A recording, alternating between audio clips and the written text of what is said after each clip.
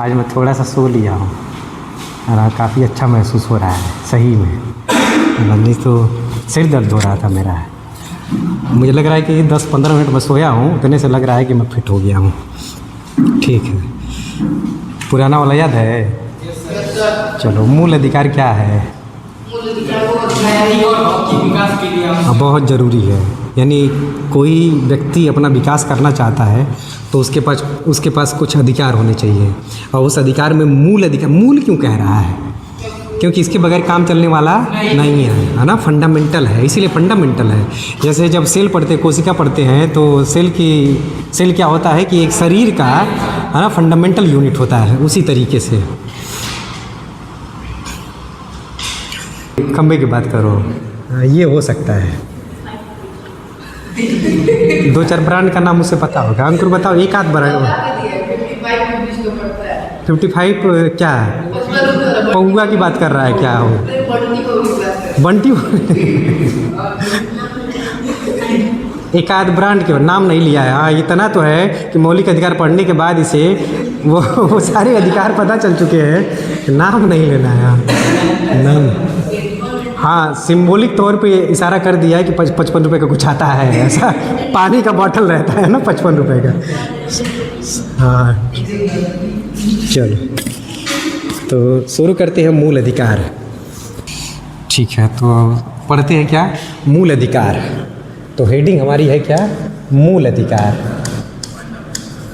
मूल अधिकार, और इंग्लिश में क्या कहते हैं? Fundamental rights. बहुत सारे अधिकार है ना। अगर अनुच्छेद 12 से लेकर 35 तक पढ़ रहे हैं तो एक होगा अधिकार क्या? इसका मतलब है कि कई अधिकार हैं हमारे पास, इसलिए फंडामेंटल राइट्स। मूल अधिकार को ही मौलिक अधिकार कहा जाता है। मूल अधिकार क्यों जरूरी है? कि ताकि प्रत्येक व्यक्ति अपना भौतिक और नैतिक विकास कर सके। भौतिक का मतलब है कि गाड़ी बंगला एसी मकान बनवा सके।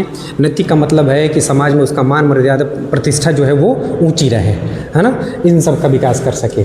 मूल अधिकार, इसी मूल अधिकार को संविधान का मैग्ना कार्टा कहा गया है। मैग्ना कार्टा को हिंदी में क्या कहते हैं? अधिकार पत्र, है ना। मैग्ना कार्टा को हिंदी में अधिकार पत्र कहते हैं। तो मूल अधिकार को क्या कहा गया है? Magna carta. तो संविधान का मैग्ना कार्टा कहा जाता है मूल अधिकार को। अब मैग्ना कार्टा को क्या कहते हैं? अधिकार पत्र। अधिकार पत्र। अंकुर मेरे पास एक पत्र लेकर आया, कहा कि सर इसको पढ़ के बताइए ये भी अधिकार पत्र है कि नहीं। एक नोट से लेकर आया था मेरे पास, बड़ा ही शानदार नोट से। ठीक है, मतलब ठीक ठाक है। अब उसको चुपके से दिखाया है कि कोई देखे ना, है ना, लेकिन मैं उसको दिखा दिया है तो वो चुपके से पूछा है। तो मुझे डाउट हो रहा था कि अकेले पूछ रहा है, इसका मतलब है किसी को बताया नहीं है। बता दिया है, ऐसा किया है ना। हो सकता है कि वो बताया हो, दिखाया ना हो। हाँ, स्पाइरल वाला। ठीक है, तो संविधान का मैग्ना कार्टा क्या है? अधिकार पत्र। इसका अर्थ है अधिकार पत्र। मैग्ना कार्टा किसे कहते हैं? फंडामेंटल राइट को, यानी मूल अधिकार को, मौलिक अधिकार को। संविधान में मौलिक अधिकार किस देश से प्रेरित है? अमेरिका से। तो लिया कहाँ से गया है? अमेरिका से लिया गया है।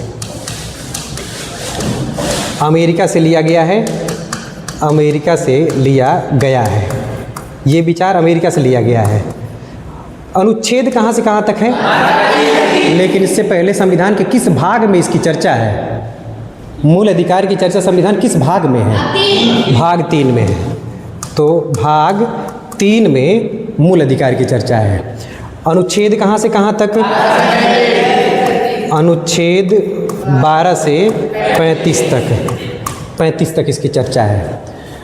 अब क्वेश्चन ये उठता है कि सबसे पहले, यानी कि जब भारत का संविधान नहीं बना था उस समय कोई मूल अधिकार की मांग किया था क्या?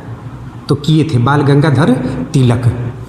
और स्पष्ट रूप से ये मांग उठाए थे कि नागरिकों के पास या भारत के लोगों के पास क्या होना चाहिए, कुछ मूल अधिकार होना चाहिए। तो एक विधेयक आया था, है ना, विधेयक। उस विधेयक का नाम था कॉन्स्टिट्यूशन ऑफ इंडिया बिल, जिसे स्वराज विधेयक कहा जाता है। तो अगला पॉइंट हम लोग लिखेंगे क्या कि सर्वप्रथम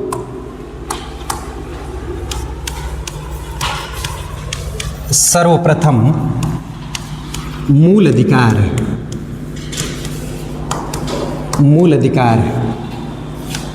की स्पष्ट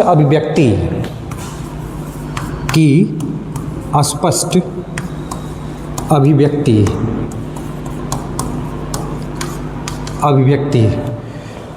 कौन किया था? तो बाल गंगाधर तिलक। एक विधेयक आया था, उस विधेयक का नाम था, विधेयक याद रखना है, स्वराज विधेयक में ये जिक्र किए थे, नाम था स्वराज विधेयक। स्वराज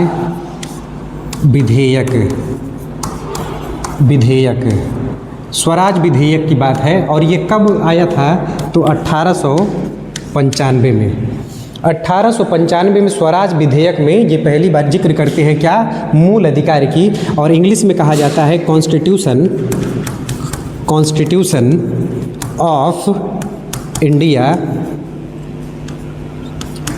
इंडिया या Indian bill, constitution of India bill.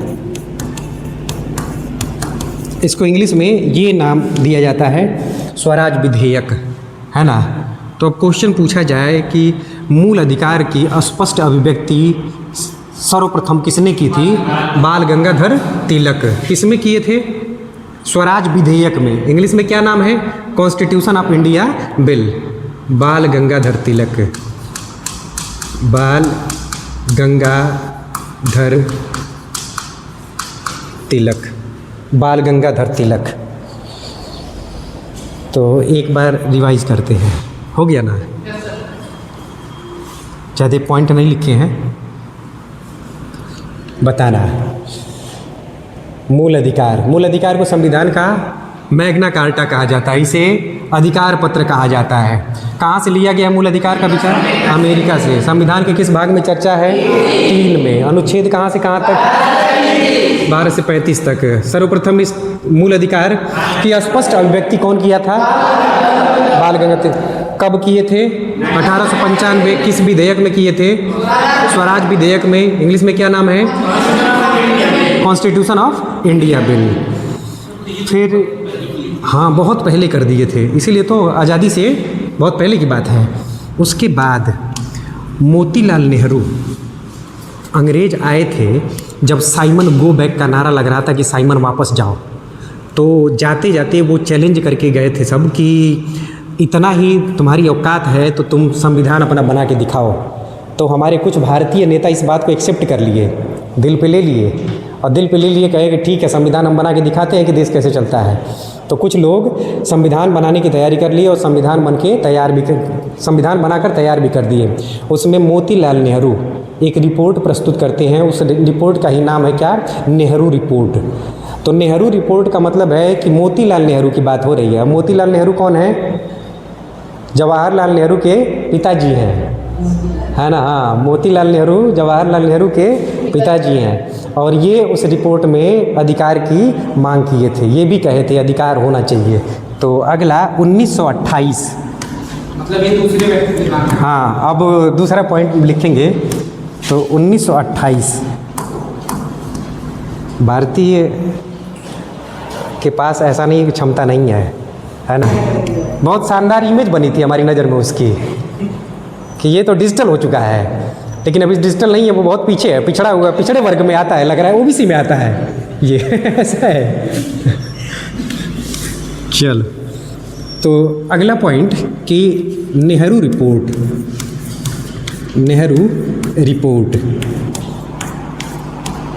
Report कब आती है?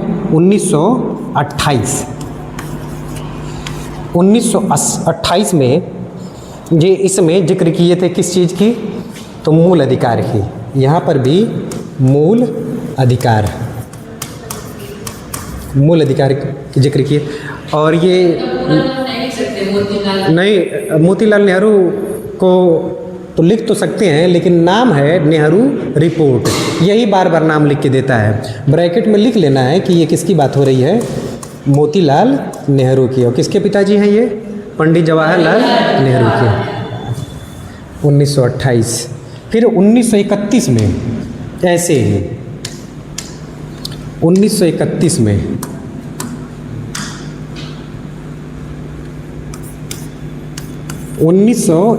में कांग्रेस का अधिवेशन होता है। कांग्रेस पार्टी थी, हर साल इसका अधिवेशन, हर साल इसकी बैठक होती थी, हर साल ये चर्चा करते थे और कुछ टारगेट रख देते।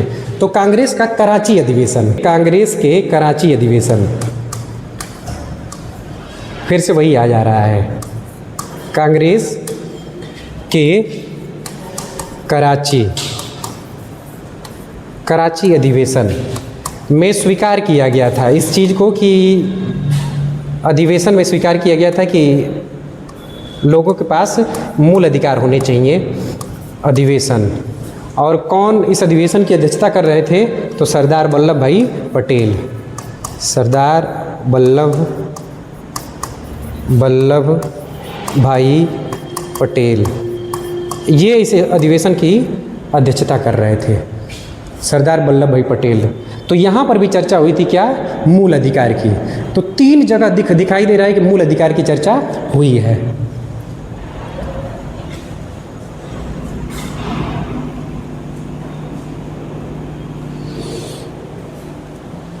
हो गया, चलो एक बार बताना है।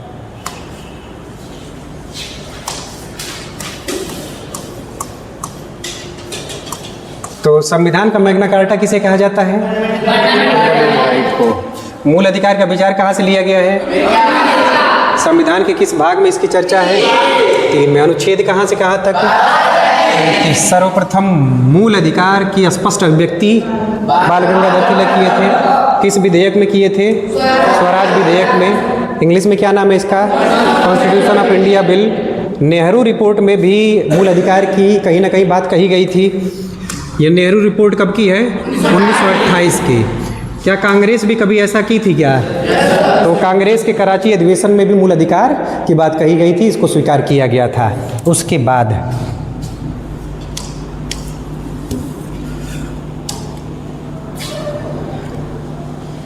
अब मूल अधिकार क्या असीमित है कि सीमित है, सीमित। यानी अगर इसकी कुछ विशेषता देखी जाए तो हमारे पास जो मूल अधिकार मिले हुए हैं तो ये सीमित मूल अधिकार है, सीमित है, इन पर कुछ सीमाएं लगाई गई हैं। इनका स्वरूप कैसा है, जब कहीं किसी चीज़ को रोका जाता है, मना किया जाता है, तो उसको कहेंगे नकारात्मक, नेगेटिव। तो इसमें रोका जाएगा, बार बार बोलने की आज़ादी पर रोक लगाया जाएगा। जैसे अंकुर अगर बोलेगा, मन कर दिया कि सर बोलने की आज़ादी में क्या गाली दे सकते हैं क्या, तो गाली नहीं दे सकता। तो अगर गाली नहीं दे सकता, इसका मतलब है कि इसका स्वरूप निषेधात्मक है, नेगेटिव है। कैसा है, निषेधात्मक, निषेधात्मक स्वरूप है। हाँ, मना किया जाता है, इसमें बहुत जगह रोका जाएगा। क्या ये वाद योग्य है, क्या वाद योग्य है? इसको अगर मूल अधिकार का उल्लंघन होगा तो सुप्रीम कोर्ट या हाई कोर्ट नहीं जा रहे हैं, जा रहे हैं। इसका मतलब है कि जस्टिसिएबल है ये। अगर जस्टिसिएबल है तो मूल अधिकार आपसे अगर कोई छीन रहा है तो उसको आधार बनाकर हम कहाँ जा सकते हैं, सुप्रीम कोर्ट या हाई कोर्ट। इसका मतलब है कि ये वाद योग्य है, न्याय संगत है। तो अगला पॉइंट क्या कहेंगे इसको, कि वाद योग्य है या न्याय संगत है, तो न्याय संगत है, न्याय संगत है। मूल अधिकार का हनन होगा, वायलेशन होगा, तो कहाँ जाएंगे, सुप्रीम कोर्ट या हाई कोर्ट, दोनों में से कहीं भी जा सकते हैं। हाई कोर्ट यानी सर्वोच्च न्यायालय, सर्वोच्च न्यायालय, और कहाँ जा सकते हैं, कहीं भी जा सकते हैं दोनों में से, या उच्च न्यायालय, उच्च न्यायालय। मूल अधिकार अनलिमिटेड है, नहीं है, सीमित है। कैसा स्वरूप है इसका, निषेधात्मक है, मतलब कहीं ना कहीं रोकता है, मना करता है। फिर वाद योग्य है कि नहीं? वाद योग्य है, न्याय संगत है। इसका मतलब वाद योग्य का मतलब है कि अगर इसका उल्लंघन होगा तो हम कहाँ जाएंगे? कोर्ट चले जाएंगे सीधा, कोर्ट में चुनौती दे सकते हैं और न्याय के लिए। तो इसलिए इसे क्या कहेंगे? न्याय संगत या वाद योग्य, जस्टिसिएबल कहा जाता है। कहाँ चैलेंज करेंगे? हाई कोर्ट में या सुप्रीम कोर्ट में। आगे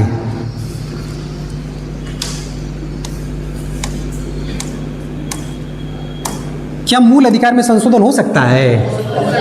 हो सकता है। हाँ, तो मूल अधिकार हम ये भी कह सकते हैं कि ये संशोधनीय है। संशोधन कर सकते हैं ना, तो मूल अधिकार संशोधनीय है, संशोधनीय है। अब संशोधनीय है तो किस बहुमत से संशोधन किया जाएगा? विशेष बहुमत से। तो मूल अधिकार में अगर संशोधन करना होगा तो विशेष बहुमत से। अब विशेष बहुमत क्या है, इस पे बाद में चर्चा करेंगे। विशेष बहुमत से। स्पेशल मेजोरिटी, तो स्पेशल मेजोरिटी से।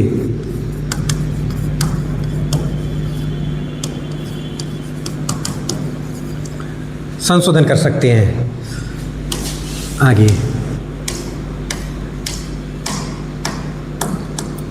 मूल संविधान में मौलिक अधिकारों की संख्या कितनी थी?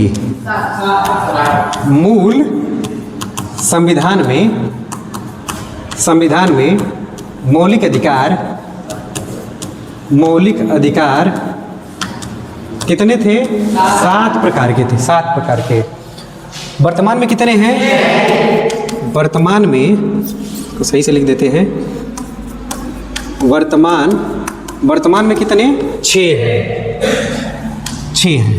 कौन सा मूल अधिकार हटा है? संपत्ति का अधिकार। तो संपत्ति का अधिकार जो था, जो मौलिक अधिकार हुआ करता था, संपत्ति का अधिकार किस अनुच्छेद में था? अनुच्छेद 31 में था। इसको हटाया गया और किस संविधान संशोधन द्वारा? तो इसको हटाया गया 44वां संविधान संशोधन द्वारा। तो इसको हटाया गया 44वां संविधान संशोधन अधिनियम कब का है? अधिनियम ये है 1978 का। 1978 में ऐसा किया गया। और इसे कैसा अधिकार बना दिया गया? विधिक अधिकार। इसे विधिक अधिकार बना दिया गया। और किस अनुच्छेद में रखा गया? अब ये क्वेश्चन है, किस अनुच्छेद में रखा गया? तो अनुच्छेद 300 क में रखा गया। और किस भाग में रखा गया संविधान के? तो भाग 12 में रखा गया। 2 पॉइंट इसमें और ऐड करना है कि संपत्ति का अधिकार जो मूल अधिकार हुआ करता था, इसे 44वां संविधान संशोधन अधिनियम 1976 में हटा दिया गया और इसे विधिक अधिकार, लीगल राइट बना दिया गया। और किस अनुच्छेद में रखा गया? अनुच्छेद 300 क में। और किस भाग में रख दिया गया? इसे भाग 12 में रख दिया गया।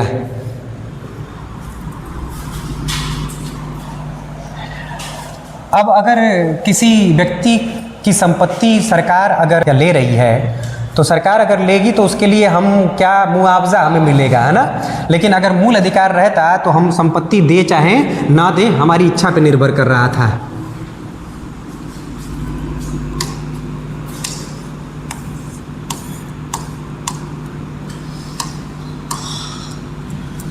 अब आगे देखें तो मूल अधिकार इतना तक हो चुका है। अब एक बार बता देना, स्वराज विधेयक कब लाया गया था? स्वराज विधेयक 1895, इंग्लिश में क्या कहते हैं? Constitution of India bill. और उसके बाद नेहरू रिपोर्ट आई थी 1928 में। उसके बाद कराची अधिवेशन होता है 1931 में। तो 3 बार। मैग्ना कार्टा किसे कहा जाता है? मूल अधिकार को। ठीक है, अब आगे देखते हैं कि मूल अधिकार में कुछ संशोधन जो हुए हैं उसको यहीं पे इसको क्लियर कर लेते हैं। एक और संशोधन हुआ 86वां, याद है ना? 86वां संविधान संशोधन अधिनियम। संविधान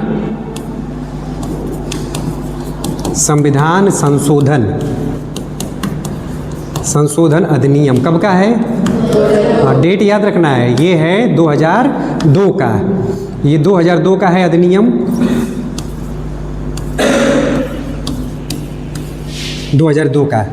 इसमें क्या किया गया, याद है किसी को? याद नहीं हुआ है क्या? तो बताओ क्या किया गया? 6 से 14 वर्ष के बालकों या बच्चों के लिए निःशुल्क और अनिवार्य शिक्षा का, है ना, निःशुल्क और अनिवार्य शिक्षा दी जाएगी, इसका प्रावधान किया गया।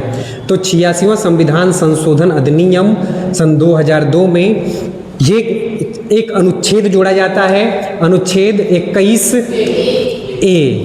को ही क्या कह देंगे? क।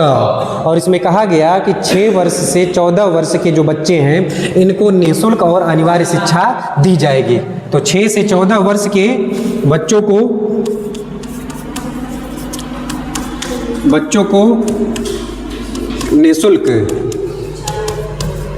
निःशुल्क ये मुफ्त शिक्षा जिसे कहते हैं, निःशुल्क और अनिवार्य शिक्षा दी जाएगी, ये कहा गया। और इसी के बाद जो है एक अधिनियम आता है, शिक्षा का अधिकार अधिनियम, और सन 2009 में इसे पारित किया जाता है कि शिक्षा का अधिकार हर व्यक्ति को होगा, यानी हर बच्चे को होगा शिक्षा का अधिकार। तो इसी के बाद सन 2009 में एक अधिनियम पारित किया जाता है, संसद पारित करती है, नाम क्या है?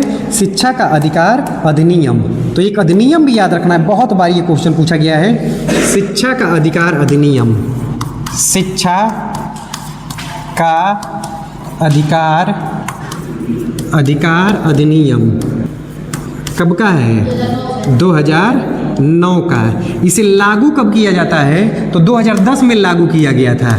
भले ही ये कानून बन जा रहा है 2009 में, लेकिन लागू किया गया 2010 में। तो ऐसे लिखना है, लागू कब किया जा रहा है? तो 2010 में, याद रखना है।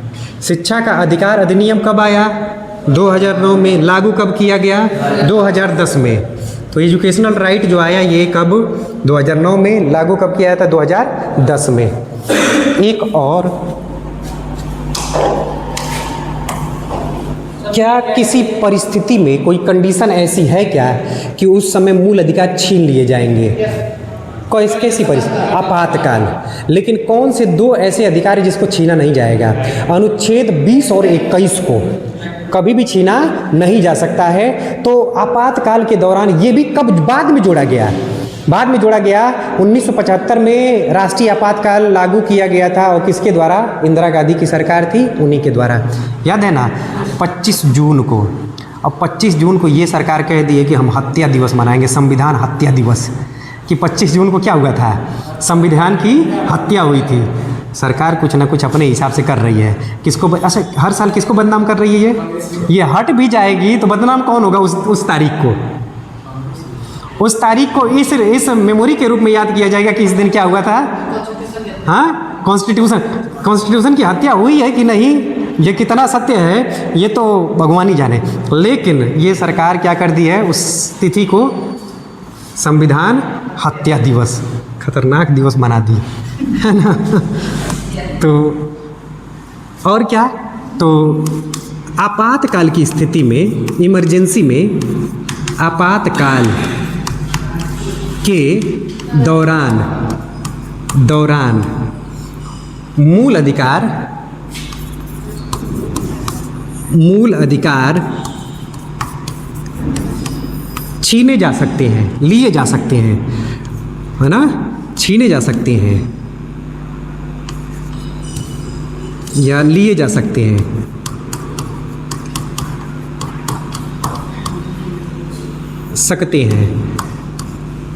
मूल अधिकार जो दिए गए हैं जितने भी, उसमें से कम भी किया जा सकता है।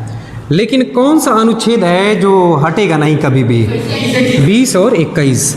तो ये कब जोड़ा जाता है कि 20 और 21 को कभी भी समाप्त नहीं किया जा सकता। बाकी अधिकार उसमें से कटौती की जा सकती है, लेकिन 2 ऐसे अनुच्छेद हैं जिनको समाप्त नहीं किया जा सकता। तो अपवाद इसका क्या है? अपवाद क्या है? अनुच्छेद 20 और 21। अनुच्छेद 20 और 21 किसी भी परिस्थिति में, है ना, इसको छीना नहीं जा सकता है किसी भी परिस्थिति में। कब ये जोड़ा गया? तो ये भी 44वां संविधान संशोधन में ये जोड़ दिया गया। 44वां संविधान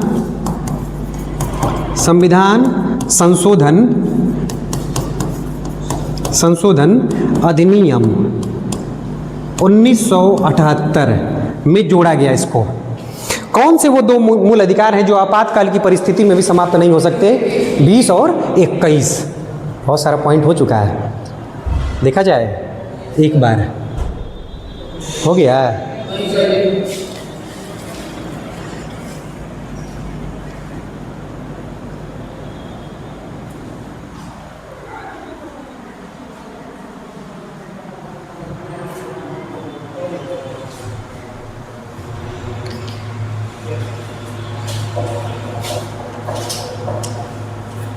चलो एक बार बताना। मूल अधिकार असीमित हैं, एब्सोल्यूट नहीं है, इन पर कुछ सीमाएं लगाई गई हैं। स्वरूप कैसा है? निषेधात्मक है, कहीं ना कहीं ये मना करता है, रोकता है। क्या मूल अधिकार वाद योग्य है? यानी मूल अधिकार का उल्लंघन होगा तो हम जा सकते हैं कि नहीं? सुप्रीम कोर्ट, हाई कोर्ट जा सकते हैं। मूल अधिकार संशोधनीय है, तो मूल अधिकार में संशोधन किया जा सकता है। किस बहुमत से संशोधन किया जाएगा? विशेष बहुमत से। मूल संविधान में मौलिक अधिकारों की संख्या कितनी थी? 7 थी। वर्तमान में तो किसको हटाया गया?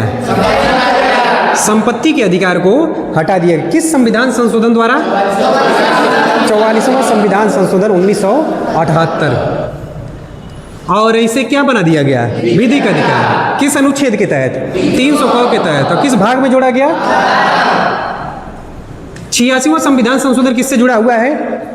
तो 6 से 14 वर्ष के बच्चों को क्या निःशुल्क और अनिवार्य शिक्षा दिया जाएगा? किस अनुच्छेद में ये बात कही गई है? अनुच्छेद 21 में। शिक्षा का अधिकार अधिनियम कब आया? 2009 में। लागू कब हुआ? 2010 में। क्या कोई परिस्थिति है जिस समय मूल अधिकार छीने जा सकते हैं? आपातकाल। कौन से दो मूल अधिकार हैं जो नहीं छीने जा सकते? तो अनुच्छेद 20 और 21 नहीं छीने जाते। कब इसको जोड़ा गया दोनों को? तो ये कहा गया 44वां संविधान संशोधन में कि ये दोनों अनुच्छेद नहीं छीने जा सकते। 44वां संविधान संशोधन अधिनियम 1978। अब इससे संबंधित कुछ वाद आया था। वाद का मतलब है कुछ क्या मामले आए थे जिसमें कहा गया कि क्या मूल अधिकार में संशोधन हो सकता है कि नहीं। मैं पूछ ले रहा हूँ, बता देना। शिक्षा का अधिकार अधिनियम कब आया? 2009 में आया। कब लागू हुआ? स्वराज विधेयक 1895। कौन जुड़ा हुआ? बाल गंगाधर तिलक। नेहरू रिपोर्ट 1928। और कराची अधिवेशन 1931। हाँ, यहाँ पे रहोगे तभी वो याद होगा, ना दिमाग में बहुत सारी चीज़ें चलेंगी तब नहीं याद होगा। चलो अब कुछ देख लेते हैं, क्या कुछ केस हैं, वो केस भी यहीं पे देख लेते हैं कि मूल अधिकार संशोधनीय है कि नहीं है। तो कुछ मुद्दा उठा था कि मूल अधिकार में संशोधन किया सकता है कि नहीं, तो कुछ केस आया था। तो संशोधनीय है कि नहीं, हेडिंग दे लेते हैं, मूल अधिकार संशोधनीय है या नहीं। इसका मतलब है कि मूल अधिकार में संशोधन कर सकते हैं कि नहीं कर सकते। तो एक आया केस शंकरी प्रसाद केस में ये शंकरी प्रसाद केस या वाद हम कह देंगे। इसमें क्या कहा गया था? ये 1951 में आया था। इसमें कहा गया कि मूल अधिकार संशोधनीय है। इसमें कह दिया गया है, कर सकते हैं संशोधन। फिर आया सज्जन सिंह केस, और सज्जन सिंह केस में ये मामला है, ये 1965 में आया। और इस 1965 में इसमें भी कहा गया कि मूल अधिकार क्या है? संशोधनीय है, मूल अधिकार में संशोधन कर सकते हैं। फिर आया एक केस गोलकनाथ केस, और इस केस में ये कब आया? 1967 में आया। इसमें कह दिया गया कि संशोधनी नहीं है। अब ये मामला चर्चा में आ गया कि मूल अधिकार में संशोधन नहीं किया सकता। फिर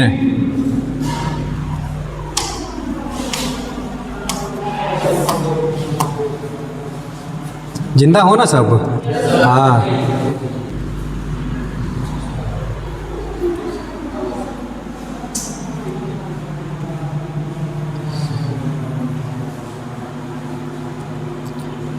अंकुर पानी लेकर आया है आरओ वाला। ये कहाँ से फिर ऐसे कैसे भरे हो? फिर कैसे भरे हो? सही बता रहे, कैसे भरे हो? देखो मुझे लगा है।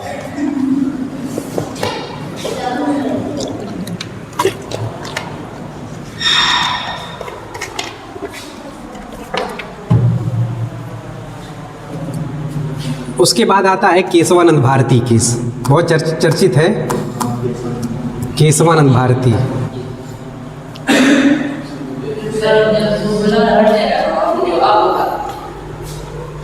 केशवानंद भारती केस।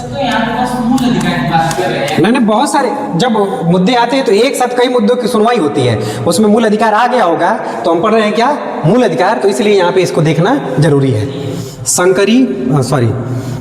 शंकरी प्रसाद हो गए, सज्जन सिंह केस, गोलकनाथ केस, उसके बाद केशवानंद भारती।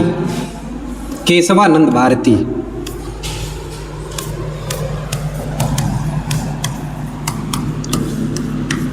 और इस केस में क्या कहा गया कि मूल अधिकार संशोधनी है। कह दिया गया कि मूल अधिकार में संशोधन कर सकते हैं।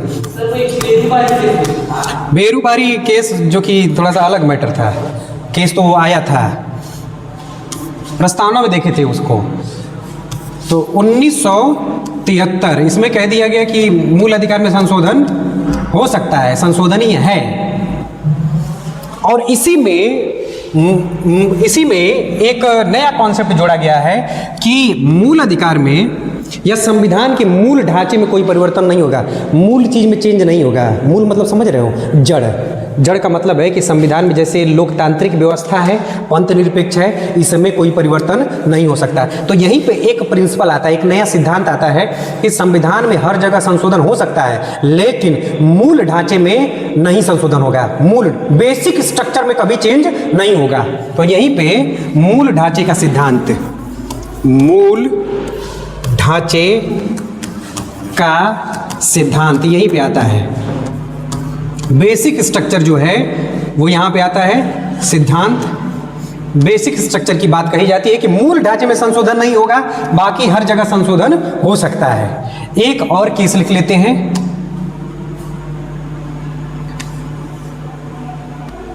और वो केस है मिनर्वा मिल्स केस। बस ये नाम बस इतना याद रखना है, Minerva mills case. Minerva mill case. और इस मिनर्वा मिल केस में, तो इस केस में यानी ये कब का है? 1980 में। इसमें भी कह दिया जाता है कि संशोधन हो सकता है। तो 1980 इतने केस याद रखने हैं। तो कितने केस देखें हम? 1 2 3 4 5 केस। मैटर बढ़ा है, हजम हो जाएगा ना?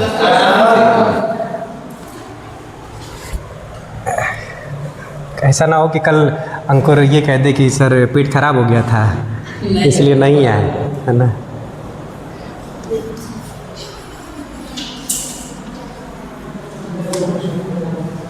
अब देखो फिर से मैटर बढ़ गया।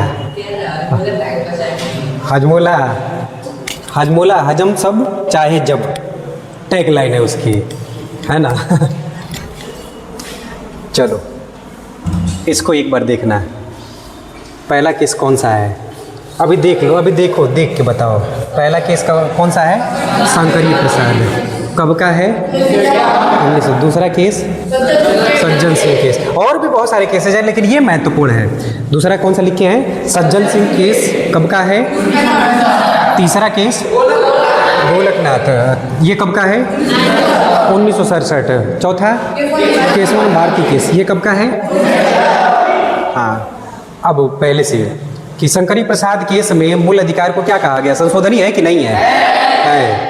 फिर सज्जन सिंह केस में संशोधनी है। फिर गोलकनाथ केस में नहीं है। फिर किस में कहा जाता है संशोधनी है? कब का केस है? 1973 का। इसी में एक प्रिंसिपल आता है, एक सिद्धांत आता है, क्या? मूल ढांचे का सिद्धांत, कि हर जगह संशोधन हो सकता है लेकिन जो संविधान का मूल है, जड़ है, उसमें संशोधन नहीं हो सकता। तो मूल ढांचे का सिद्धांत यहीं पे। और फिर एक और केस आता है मिनर्वा मिल केस। कब का है ये? 1980 का है। इसमें भी क्या कह दिया गया? संशोधन किया जा सकता है।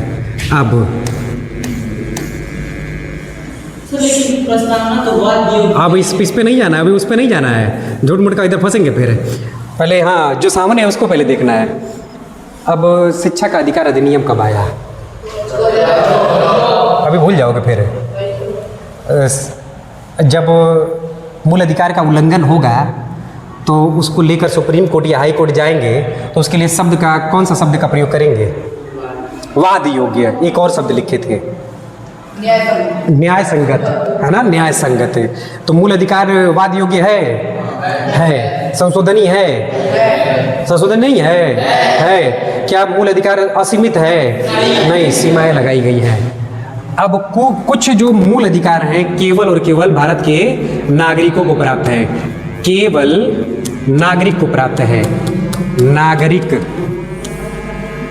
लेकिन पहले, इससे पहले देख लेते हैं कि कौन कौन से मूल अधिकार हैं। तो पहले देख लेते हैं कि वो 6 मूल अधिकार कौन कौन से हैं। पहला बताना है समानता का अधिकार।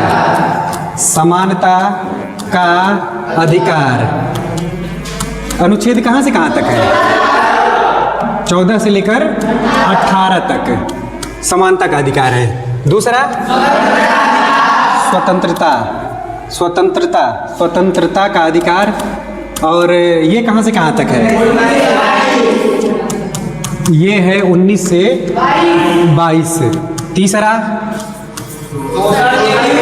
शोषण के विरुद्ध अधिकार, शोषण के विरुद्ध अधिकार, ये किस अनुच्छेद में है? 23 में और 24 में है। फिर चौथा धार्मिक स्वतंत्रता का अधिकार, धार्मिक स्वतंत्रता, स्वतंत्रता, धार्मिक स्वतंत्रता का अधिकार, स्वतंत्रता का अधिकार किस अनुच्छेद में है? ये 25 से 28 तक। और उसके बाद पांचवा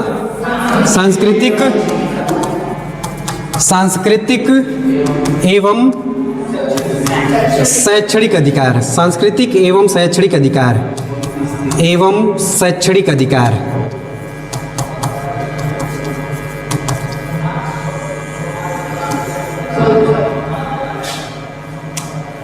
अधिकार किस अनुच्छेद में? 29 और 30 में है। और लास्ट संवैधानिक उपचारों का अधिकार किस अनुच्छेद में है? अनुच्छेद 32। और अनुच्छेद 32 को ही क्या कहा जाता है? संविधान की आत्मा किसके अनुसार? तो छठवां जो है संवैधानिक उपचारों का अधिकार किस अनुच्छेद में? 32 में। किसने अनुच्छेद 32 को संविधान की आत्मा कहा था? तो डॉक्टर भीमराव अंबेडकर जी ने क्या कहा था कि अनुच्छेद 32 क्या है? संविधान की आत्मा है। तो BR डॉक्टर भीमराव अंबेडकर ने क्या कहा था कि ये संविधान की आत्मा है, संविधान की आत्मा है, आत्मा है। ठीक है। अब कौन कौन से अनुच्छेद हैं जो केवल और केवल भारतीय नागरिकों को प्राप्त है? तो 15, 16, 19, 29, 30 है। कितने हो गए? 5 है। तो केवल भारतीय नागरिक को, केवल भारतीय नागरिक को, भारतीय नागरिक को कौन कौन से अनुच्छेद प्राप्त हैं? केवल भारतीय का मतलब क्या है? ये केवल भारत के नागरिक को प्राप्त है, नागरिक को, न कि विदेशी को प्राप्त है। तो ये अनुच्छेद 15, 16, 19, 29 और 30। और कौन अनुच्छेद है जो दोनों को, विदेशी को भी प्राप्त है? तो अनुच्छेद 21 ये विदेशी को भी प्राप्त है और भारत के नागरिक को भी प्राप्त है। अनुच्छेद 21 जो है ये भारत के नागरिक यानी नागरिक प्लस विदेशी दोनों को प्राप्त है। ठीक है, यहाँ तक देखे थे, है ना। अब हाँ, जीवन का अधिकार ये है अनुच्छेद 21। ठीक है, इसके बाद अब एक बार बताना। हाँ, मैटर इकट्ठा होता जा रहा है। शंकरी प्रसाद केस 1951, सज्जन सिंह केस 1965, गोलकनाथ केस। देखो अभी पढ़े हैं, तो एक बार फिर से रिपीट करते हैं। ये देख लेना, कॉपी में देख लेना, है ना। याद हो गया तो बता क्यों नहीं रहे थे? अभी याद हुआ है। शिक्षा का अधिकार 2009 लागू कब हुई है अधिनियम? कंफर्म है? नेहरू रिपोर्ट कब आई थी? जब तुम लोग उधर सोच रहे हो तुरंत मैं चेंज कर दे रहा हूँ कि वहाँ का तो बता ही दोगे, है ना, फिर डाइवर्ट हो जाए। हाँ, 1928 में। और बाल गंगाधर तिलक एक विधेयक, क्या नाम था? कॉन्स्टिट्यूशन ऑफ इंडिया में स्वराज विधेयक। हाँ, स्वराज पंचायती राज विधेयक नहीं है, स्वराज विधेयक। ठीक है।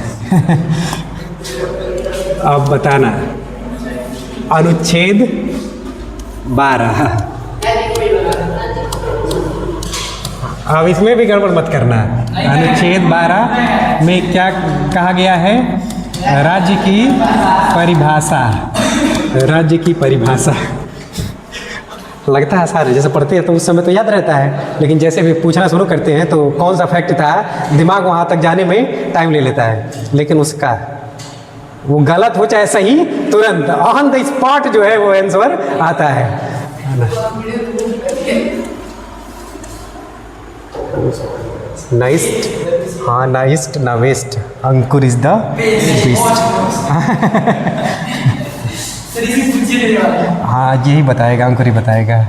चलो अंकुर बता देगा, इतना भी बता देगा। Don't underestimate the power of common man. Ankur बताना, राज्य की परिभाषा में कौन कौन शामिल है?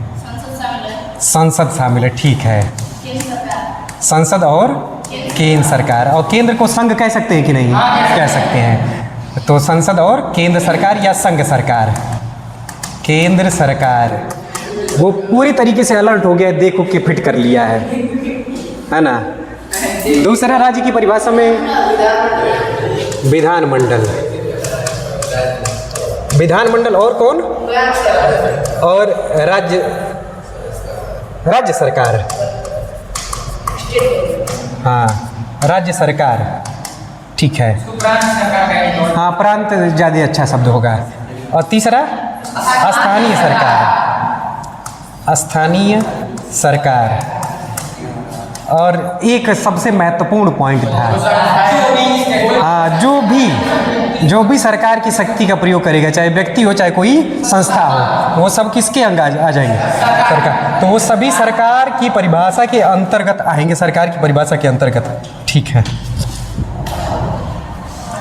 चलो आदर्श, अनुच्छेद 13। संसद कोई भी ऐसा कानून नहीं बनाएगा जिससे मूल अधिकार को उल्लंघन हो। हाँ, ऐसा अगर कुछ शून्य मान लीजिए। हाँ बिल्कुल, संसद कोई ऐसा कानून नहीं बना सकती जो मूल अधिकार को कम करती हो या समाप्त करती हो। यही लाइन इतना याद रखना है, अनुच्छेद 13। ठीक है, बैठो, गुड।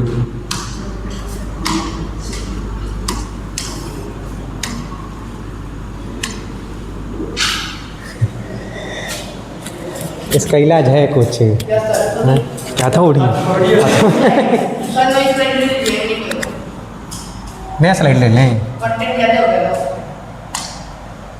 चल, तो अब है अनुच्छेद 13।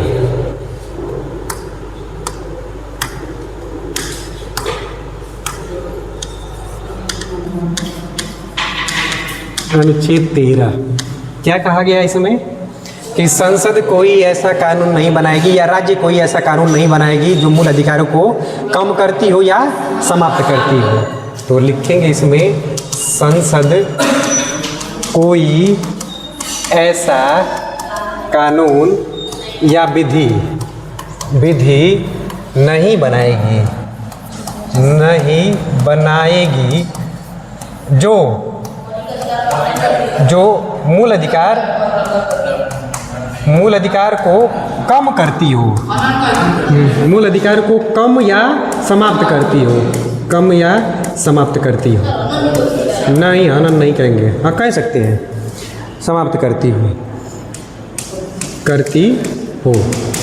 तो अगर ऐसा मूल अधिकार, ऐसा कुछ कानून बन जा रहा है तो वो कानून जो है शून्य माना जाएगा, है ना। ये अब अनुच्छेद 14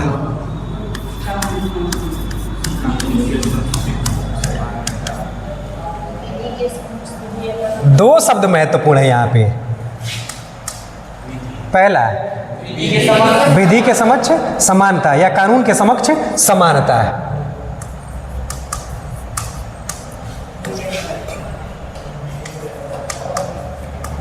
कानून या विधि के समक्ष समानता और दूसरा विधियों के समान संरक्षण।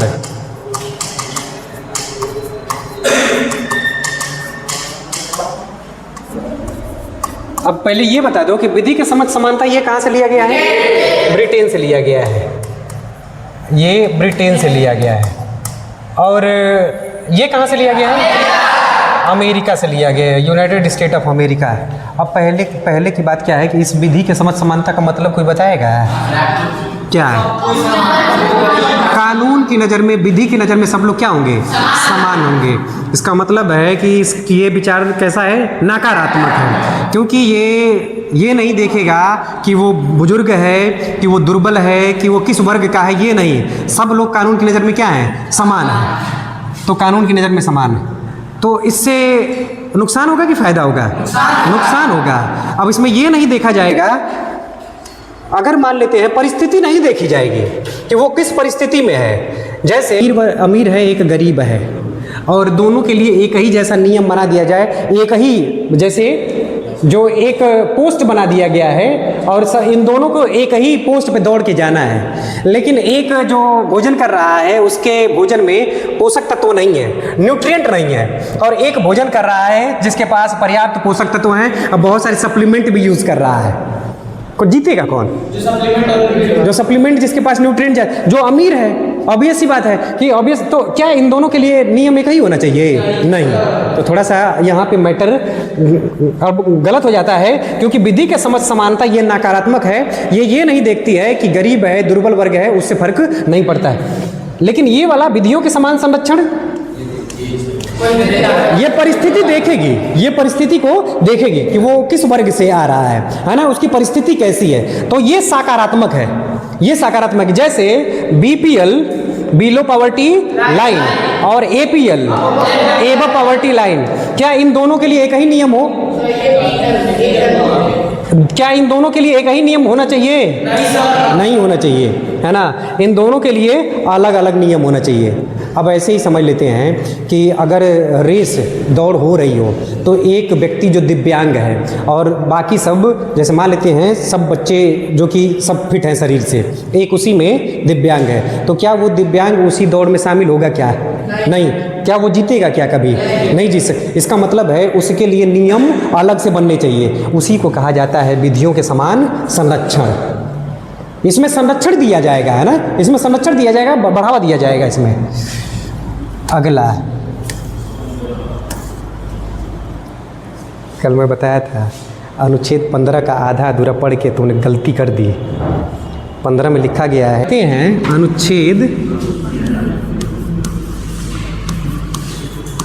अनुच्छेद 15 क्या कहता है कि राज्य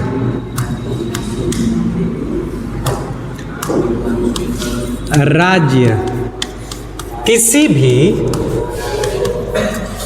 भी नागरिक, कहाँ का नागरिक हो, भारत का नागरिक हो, किसी भी नागरिक को उसके धर्म, मूल वंश, जाति, लिंग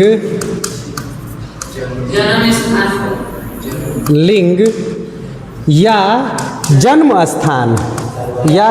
स्थान के आधार पर भेदभाव नहीं करेगी। अब भेदभाव नहीं करेगी, लेकिन इसके कुछ अपवाद हैं। वो अपवाद क्या है कि अपवाद में SC ST, दुर्बल वर्ग, महिला, बच्चों को आधार बनाकर भेदभाव किया जा सकता है। कल मैं बता रहा था कि कुंभ में ऐसे ही नहाने पहुंच गया कौन, अंकुर पहुंच गया, धार्मिक व्यक्ति है, मामूली इंसान नहीं है। देखा कि जब इतने करोड़ों की भीड़ पहुंच रही है, हम भी जाते हैं, पाप धुल के आते हैं। हाँ, पाप धुलने गया था कि पाप करने गया था, क्वेश्चन ये उठता है। तो अब पढ़ लिया था आधा अधूरा जो ज्ञान लेकर आता है। अनुच्छेद 15 की यही लाइन पढ़ा, खुश हो रहा था, मन ही मन खुश क्या हो रहा था, धर्म है ना, मूल वंश, चाहे जिस भी धर्म के हो, मूल वंश, जाति, लिंग या जन्म स्थान के आधार पे राज्य यानी सरकार भेदभाव नहीं करेगी। पहुंच गया स्नान घाट पर, है ना, और स्नान घाट पर पहुंच के देखा कि महिलाएं किधर नहा रही हैं। गया उधर से, इधर से सुरक्षित गया था 2 पैर से, उधर 4 कांधों पे लाद के आ रहा है ना। तो अब महिलाओं को आधार बनाकर, बच्चों को आधार बनाकर, ST SC को आधार बनाकर भेदभाव किया जा सकता है। तो अब ये वो नहीं कहेगा, हवाला नहीं देगा। अनुच्छेद 15 पढ़े हैं, पढ़ के आए हैं, मामूली इंसान नहीं है, कॉन्स्टिट्यूशन के ज्ञाता है, हमसे पूछो। तो ऐसा नहीं कर सकता। तो अपवाद क्या है इसका, SC ST, दुर्बल वर्ग, महिलाओं और बच्चों को आधार बनाकर क्या भेदभाव किया जा सकता है, उनके लिए अलग से प्रावधान किया जा सकता है, ये अपवाद है।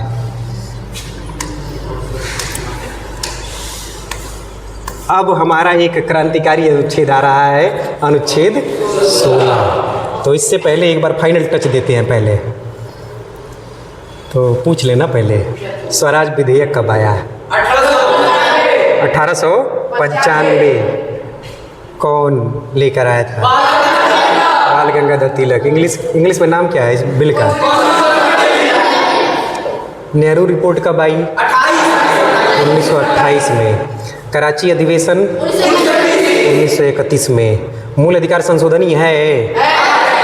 किस वाद में, किस केस में कहा गया था कि मूल अधिकार संशोधनी नहीं है? अब सोचने वाली बात है। गोलकनाथ केस में, है ना, गोलकनाथ केस में कहा गया था कि मूल अधिकार संशोधनी नहीं है। शंकरी प्रसाद केस कब आया? 1951। सज्जन सिंह केस, और Golaknath case, Kesavananda Bharati case, Minerva mill 1980। हाँ, 1980। शिक्षा का अधिकार अधिनियम 2009। कंफर्म है ना? लागू कब हुआ? किस संविधान संशोधन द्वारा संपत्ति के अधिकार को हटा दिया गया था? कब? 1978। किस अनुच्छेद में रखा गया फिर? 300A या क में। संविधान के किस भाग में? भाग 12 में रखा गया। क्या कोई ऐसी परिस्थिति है जिसमें मूल अधिकार छीना जा सकता है? आपातकाल। कौन से मूल अधिकार हैं जो नहीं छीने जा सकते? 20 और 21। तो ये बात कब जोड़ी गई? 44वां संविधान संशोधन 1978 में ये बात। अब अनुच्छेद 16।